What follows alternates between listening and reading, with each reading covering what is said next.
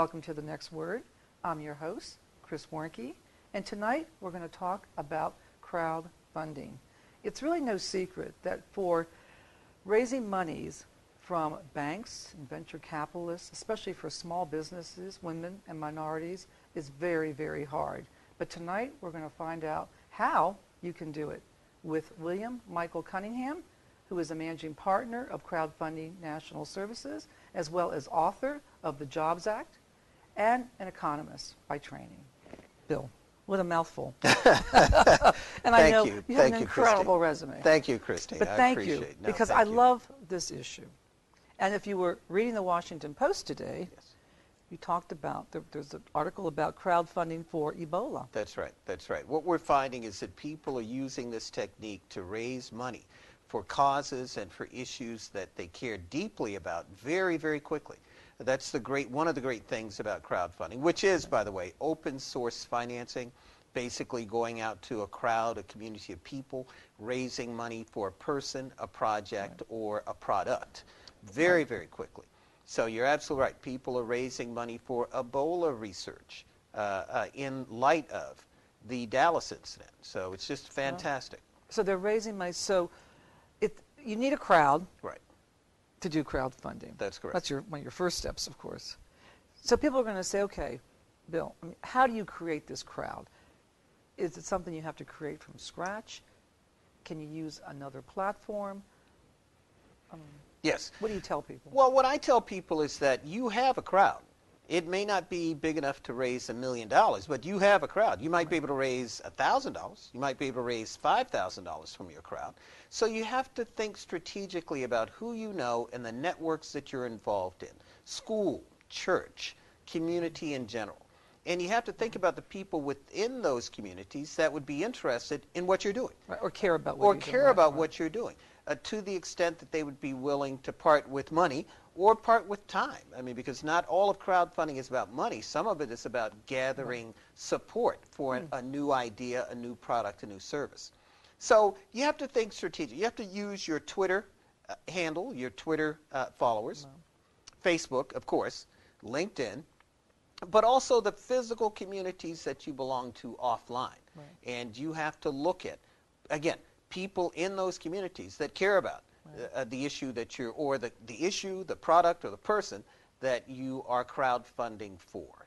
So like here we are in Montgomery County, the heart of NIH. Ebola research could be extremely appealing. Yes, yes, yes. I agree. I mean, you've got a community here that's knowledgeable, number one. Number two, they have the occupational interest in the subject matter. And number three, they've got the assets, the skill to do something about it. So you certainly could try to energize crowdfunding around various, and we've seen this work in a number of cases, around various health care issues. One of the things that we're looking at, I'm from Washington, D.C., born and raised, Ward 7. Me too. Yep. So born and raised, well, not born and raised. Born, but not raised, but not now raised. Back. So we're looking at energizing the Ward 7 and Ward 8 communities around healthcare issues in Ward 7 and Ward 8. So the idea is, it's much needed, and this is a tool that allows you to do that. Now, I gave a speech the other day, and I said, in fact, some of the highest rates of breast cancer are in Ward 7 and 8 of the District of Columbia. Some of the highest rates of domestic violence are in Ward 7 and 8. In the District of Columbia. So and homeless population. Right. You can use crowdfunding to address each and every one of those issues. The thing to think about, though, is that you're probably not going to come out and raise $1 million. A lot of people think, hey, if I do crowdfunding, and by the way you do crowdfunding is, we recommend going to certain websites, Indiegogo, Kickstarter, Start Some Good, GoFundMe. There are about 50 or 60 platforms that have popped up to basically allow people the opportunity to post an idea, a product, or a person, funding for a person online, and then energize a community to make donations. So if you go to Kickstarter, which of course, was that founded by Ted Leonsis? No. I think he was probably one of the early investors. Don't quote Investors. me on that. Of course, I'm on Yes. TV, so I am being Yes. quoted on that. But I think he was one of the Okay, early okay. That's what I earlier thought. investors. He was an early investor in that. What a but- brilliant idea. But it's Kickstarter. a great idea. Now, That's great. Kickstarter focuses, and they'll object to this, but according to our research, Kickstarter focuses mainly on products. That was one of the things that I mentioned in the book, is separating out what the various crowdfunding platforms focus on. Indiegogo focuses on softer, artistic types of endeavors. There are other crowdfunding platforms, Start Some Good, which focuses on social projects. We recently ran a crowdfunding campaign on Start Some Good for a domestic violence shelter in Prince George's County.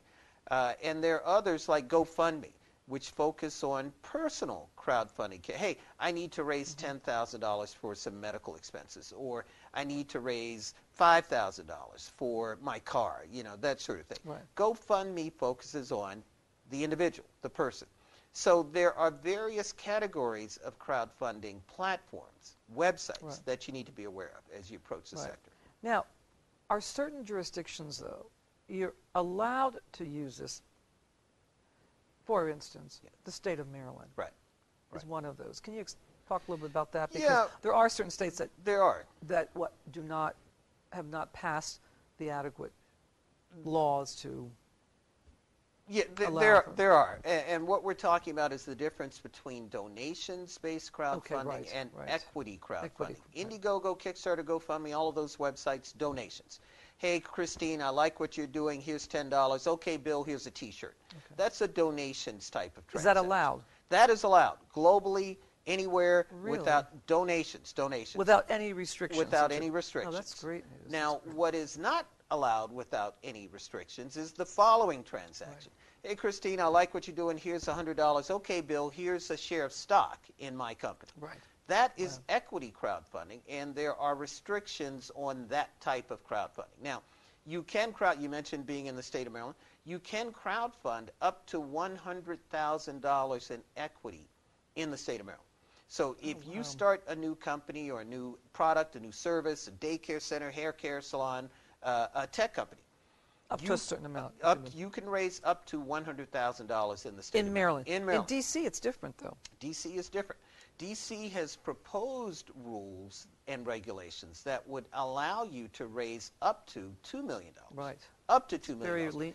For most startups, the limit is going to be about $500,000 because the limits are based on the audited financial statement. So if you have 3 years worth of audited financial statements, and you can raise up to $2 million. If you're just starting out and you don't have financial statements, then you can only raise $500,000 in D.C. Right. Now, the company has to be based in D.C. It has to be registered in D.C. All of the investors have to be in D.C. also. Oh, all the investors have to. Same thing in Maryland. In the Maryland case, raising $100,000 for a Maryland-based startup, the company has to be registered in the state of Maryland. All of the investors have to be in the state of Maryland. And most of the business activity has to be in the state of Maryland also. Are there what, about 11 to 12 right now states that allow for equity? 17. 17. 17 including the district. And what's going on here is that states have recognized that their small businesses need capital and need help. And they've said, listen, we're not, the Jobs Act, which is the subject of the book that I wrote, allows equity crowdfunding nationwide. But the Securities and Exchange Commission has been slow to roll out those regulations. I see. So states have said, hey, we're not going to wait on the SEC. Chris, if you want to open a company in the state of Maryland and you need to raise $75,000, we're going to let you do it. Wow. By selling ownership. Equity is ownership stakes in a company. We're going to let you do it by selling ownership stakes in your new company to Maryland residents. As long as your company is in Maryland, they're in Maryland, all the revenues are in Maryland. It's a potent community development economic tool. It's a huge tool. Huge tool. And we've talked about this, and we've had conversations, and of course, the impact on women and minorities could be tremendous. Well, because those are some of the people that have been shut out of the capital markets. For traditional money. For traditional sources, venture capital, bank loans, that sort of thing. So this is a way that you can get the funding for your great idea. The issue is this. The ideas in those sectors are no less quality than anywhere else. We're seeing amazing innovation and creativity across the board from everybody. You know, women, men, black, white, you know, Hispanic, Asian, everybody has good ideas. What's different now is that you can put some thought around those good ideas, structure a company around those good ideas, and actually get the money to make that idea come to life. Oh, that's true. It's phenomenal. So have you seen the last, let's say, 5 years, a huge shift? Yes. To the public domain, where people are really now starting to understand it. I think so. Because people have not, they still don't understand it. Yes, there's still a lot of confusion, especially around that donations versus equity dimension, but also with respect to crowdfunding as a whole. People see things like the Pebble Watch, which was a watch that connects to your phone. They raised $10.2 million. They see something called the Coolest Cooler. They raised about $13 million, almost $14 million for a cooler that's connected to Bluetooth, that has a blender and a light. I mean, it sounds silly, but $14 million doesn't lie. It met a consumer need. No, let's go back. It's a cooler. It's a cooler that has a light and a blender attached to the top of the cooler. It's on rollers. You know, it does all of these. It's like the Swiss Army knife of coolers. Right. I love it. And nobody had thought of it before until this gentleman. And where did that come from? Who was the gentleman? You know, I don't recall his name, but if you Google Coolest Coolers, you know, it'll pop right up. This was a gentleman who came up with the idea. Now, the important thing... Was he an engineer? He has an engineering type of background. And he had tried 2 other times to raise crowdfunding money for this idea. So that's an important point to note. This was not his first time out of the box. He launched some crowdfunding campaigns that did not work as advertised. He learned from that experience. He said, okay, I need to show the product. I need to show the product in action. I need to have good color pictures. I need to have a bunch of videos. So he learned, and the next thing you know, that's great. Wow. He was able to generate a lot of capital to see his product really come to life. So we're seeing this creativity across the board. We're seeing people with great ideas who are getting the little amount of money they need, $10,000, you know, $20,000, $50,000. That's great. To bring these ideas to life. And when we come back, we're going to take a short break. We're going to talk about Kugler cyclists. Excellent. Because that's one of my favorites. One of your favorites, I know. We'll take a short break and we'll be right back. Thank you, Christine. You're watching The Next Word. We will take a short break and we'll be right back.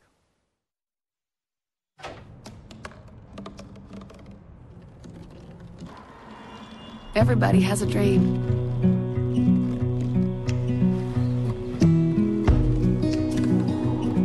Mine was to see the ocean. And with a little help, I made it.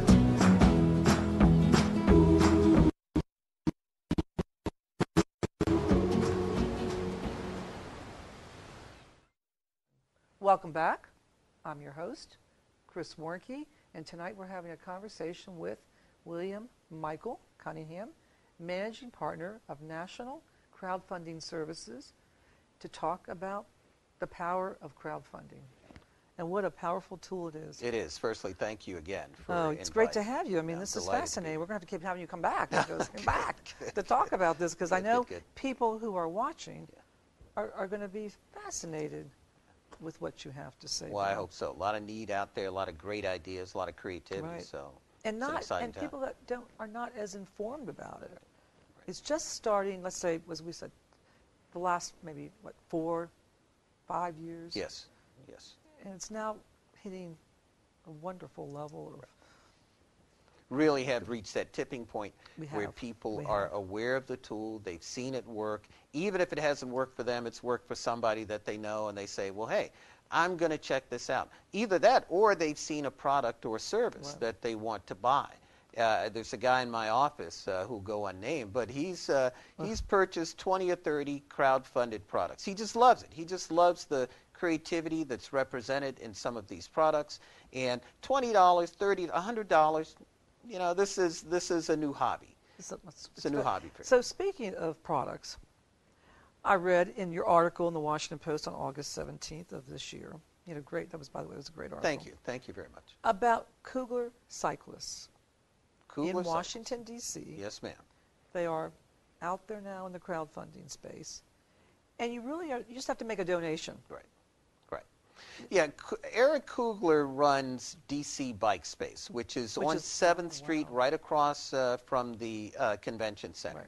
Now, he wants to manufacture bicycles in Washington, D.C. What a great idea. It's a great idea. Apparently, and I didn't know this, 85% of bicycles are made overseas, and parts are imported here, that sort of thing. His idea is, hey, we can actually make a high-quality bicycle in Washington, D.C., given the bike culture that we have, given the number of bicyclists that we have, given the resources that we have.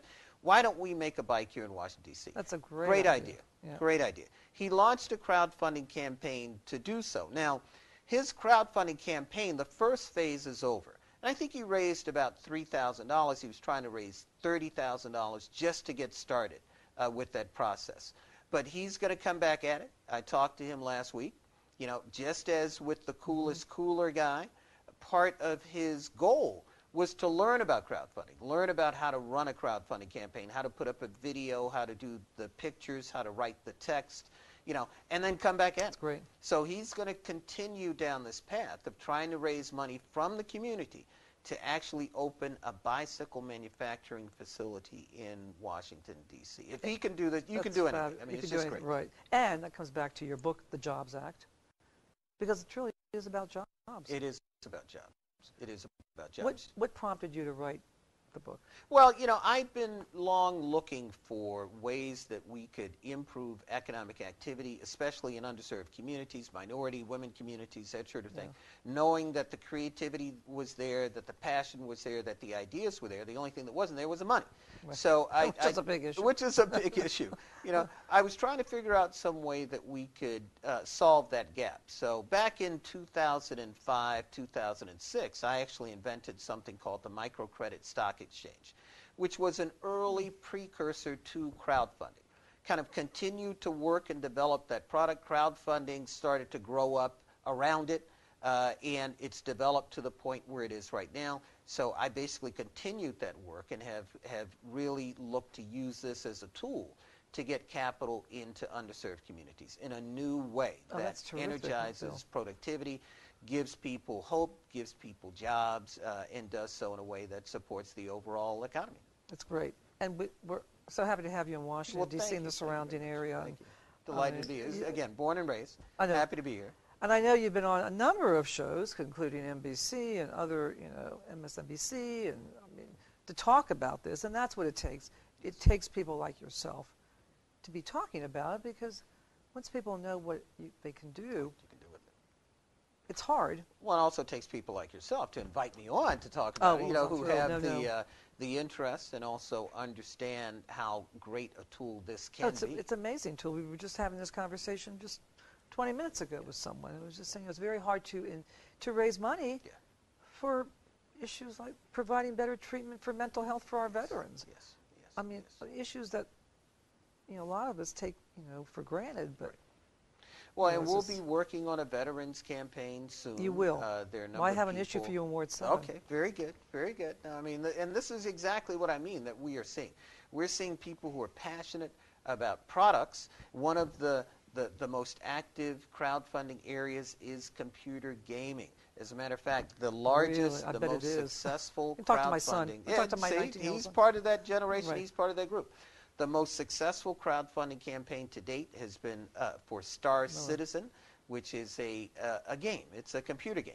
They've raised $55 million online for this computer game. Let me get that one again. What is it called? It's called Star. We have to look this up. I'm going to have to look into this. Star Citizen. Wow. Star Citizen, $55 million. And it's a game. It's a game. It's a computer game. That they're going to launch. They've already launched it. And what this does is, what the crowdfunding aspects, which are brilliant, by the way, do, if you donate a certain dollar amount, $100, then you get a special type of armor within the computer game. Or if you donate $100 at another point in time, you get a special spaceship, which nobody else has, nobody except for the the 2,000 people who also donated, Right, the right, $100. right. But that's enough to energize The base. the base. Wow, that's And the people who amazing. are passionate about Star Citizen say, hey, yeah, I want that armor, and I'll donate $50, sure, Right. in order to get that code so that I can have that armor. It's brilliant. It's a brilliant, and it shows $55 million. It shows what can be done with this tool if you use it correctly, if you have the base. And computer gamers are, as you all know, because of Right. your son, they are excited about this sort of Oh, thing. absolutely. I mean, and they will go out of their way to make a crowdfunding donation to a gaming crowdfunding campaign, as shown not only by Star Citizen, but there have been a number of other computer game Really, crowdfunding campaigns that have raised over $5 million. I mean, it's just amazing. It's one of the most successful sectors in crowdfunding. Because people will say, well, how much did you really raise? Right, I mean, right. But that truly is one of the very successful. Yes. But for people to be part of a crowd, there's an emotional attachment There is. also, right? There is. And so there's a strong element there, There that, is. that you're playing to. And the best crowdfunding... Am I right? No, Because there have been you're absolutely right. many sociological studies on this. Yes. As being part of a crowd, whether you're in a public place and someone gets sick, then you start feeling sick. Right. But in this instance, being part of a movement Part in of a way. movement. To create Very emotionally something powerful. and where they're tying to the idea of creating something, a product or a project that would not exist without your participation. Right. So right. that's really one of the strongest emotional ties. And the best crowdfunding campaigns know how to energize that. Let me give an example. There was a crowdfunding campaign for a movie called Veronica Mars, the Veronica Mars movie. Mm-hmm. They raised about, Jing, do you remember how much they raised? I have my assistant Jing over there who's Yes. not on camera because she's shy, but let's say they raised about, I want to say $4 million Right. for that movie. One of the rewards that they offered was a walk-on role in the movie itself. Very powerful. If you're a fan of that movie, if you're a fan of that genre, that will speak to you. Hey, I can actually have a chance to actually be in the movie. Now, it was $10,000. It was a very high-priced threshold. reward. But imagine if they had done that with Star Wars. I know I would have paid You would have money paid. to. I've been be out to Star Wars a walk- convention. Yeah, How Star Trek. passionate those people are. I'm a big Trekkie too. That Yeah. gets back to the Yes, community yeah. aspect. So all of a sudden they're offering you a ticket Right. to play a different role within the community. That's one of the reasons why crowdfunding works so well. No, it's huge. I mean, absolutely. Now, does Virginia have anything on the books in terms They of do not yet, but they are reviewing it. I Okay. understand. I would not be surprised if Virginia does allow equity crowdfunding Equity crowd. very, very soon, especially because Maryland and D.C. have done so. What we're seeing is that on the equity crowdfunding front, contiguous states are competing against each other. So if really? Maryland allows it, Interesting. then and D.C. allows it, then Virginia knows, hey, there's certain tiny companies that might move into because you have to those- have there's a requirement to actually reside. yes, to actually be That's in those actually states. very appealing. It's very from a tax perspective, Yep. from revenue generated, from jobs created, very smart. from It's very smart very economic smart development. economic development. And also supports the creative economy, the innovation economy of the Right. jurisdiction that you're in. Because most of the companies are going to be doing, not all of them. I mean, Yes. not everything is going to be a Pebble Watch or Coolest Cooler or a Veronica Mars movie campaign. Right. You're going to see a lot of people crowdfunding franchises in underserved communities. Let's say you wanted to put a Starbucks up in a community that did not have one.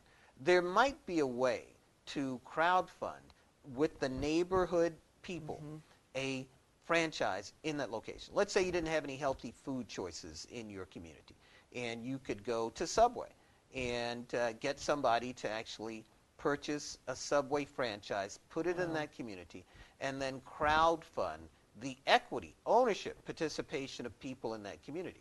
Guess where those people are going to go? Right. To get a sandwich if they own $100, as little as $100. We're not talking huge Right, dollar amounts right. here. $100 in the local Subway. Well, I'm going to Subway. Not only that, when I see there's the jobs. lights on and when I see trash out front, Right. I'm going to call somebody, and I'm going to complain. Hey, you're spending my. I know it's only $100, but it is my $100, and Right.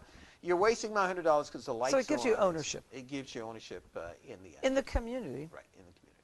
and society and the well-being of your fellow man and woman, That's right. right? That's right. And what a great thing. Now, you didn't start this way. I mean, I know this was, you're trained as an economist. Right. Right? Where'd you go to school? University of Chicago. Went to Howard Oh, University, that's a great school. undergraduate. Yeah, yeah. And University of Chicago for Love University of graduate, Chicago. Economics, yes. And Howard. Yeah. One of our great institutions. And speaking of institutions, of course, universities have started to Yes. really look at this. Not all, Yes. but there's some. Berkeley, Yes. University of Washington, Right. University of Missouri, Arizona State. Arizona There State. are about I mean, 30 major universities that have launched crowdfunding websites and platforms of their own. now, why have they stopped it? Why have, I mean, like 100 or 500 or... The word, as you The word correctly hasn't gotten point out yet. The word is Yeah. getting out, Right. and then you have some institutions that are just slow to adopt. They want to see what happens over here Right. before they actually adopt the technology. But I think it's coming. We're in conversation with two universities in the Washington, D.C. area who will go unnamed because I don't have permission to say them. Okay. About Can I guess? crowdfunding, about launching Right. crowdfunding. Well, they have campaigns. to. I mean, Yeah. and I know at the conference we had a couple of weeks ago that, of course, my own alma mater, University of Maryland, Yes. I'm sure they're looking at it, but, universities need to be looking at this. Yes. And one of the reasons is they have an alumni network that Huge is- alumni that network. they I can can attest to that. use as part of the crowd. Right. Hey, we've got somebody who has this new idea at the University of Maryland. Check it out now. It may or may not, we're not guaranteeing Right, right. that it's going to work, but we can guarantee that this person actually is a student at the University of Maryland, and that they have invented this thing. And you might want to look at donating $10, making an equity investment of $100 in this this woman's company, just in case this thing takes off. As one of my Wow. partners, Henry Berger, is fond of saying, you've got $100 mistakes in your wardrobe, in your closet. I know I do. I've got shoes that are. How'd you know about? So. Yes, we do. We do So have a yeah, $100. this is what you're going to see, and for the very minimal entry point, you'll be able to invest in what might be, the next big thing. And again, Yes, that's not the typical case, but it could happen. I mean, Right. in a very real sense. Now, on the last note, there is a crowdfunding professional association, which Yes. I know you're a member of. And if anybody wants information, can we give a few websites or a few? what would you- Absolutely. I like Crowdfunding Professional Association. You Right. can Google that and look that up. You can come to our website, nationalcrowdfundingservices.com. Okay. You okay. can also www. Right. You can also look at our blog, crowdfundingnow.blogspot.com. Great. That's another good one. Certainly looking at the websites themselves. Kickstarter is known Yes. for having statistics. At the bottom of the page, you go to kickstarter.com, look at the bottom of the Okay. page. They have a tag there called Stats. And you click on that, and it gives very good statistics of the breakout of crowdfunding activity across certain sectors. So arts, games, dance, movies, Oh, that's great. that sort of thing. The Kickstarter is great. And Good Indigo way- and Indiegogo, not so much. They're not as big on the stat Okay. side, but you can certainly look on the platforms Great. to see what's going on. One of the websites that I want to give a shout out to is something called Patreon, Patreon.com. Okay. This is a crowdfunding platform for artists. So if you're an artist, Chris, and you want to get a group of patrons together to finance the development of a that's certain great. piece of art, wow, what's you can launch a campaign to do or a grant or a or a comic book, or a comic book. movie, Yeah, you're right. Or a you know, movie. Or yeah, anything. that's great. I mean, it's just This is it's really wonderful. impressive. I mean, this is so informative. really Bill, I can't tell you. Thank you. This has been great. well. Thank you. Yeah, it's really been terrific, and I know everybody who's going to be watching will enjoy it thoroughly and learn a lot. So I hope so. We're going to bring you back. I hope Thank so. you. Thank you. Thank Chris. you. You've been watching The Next Word. Hope you've enjoyed it. You can watch us on Tuesdays at 9 and Wednesdays at 6. Have a great evening. Good night.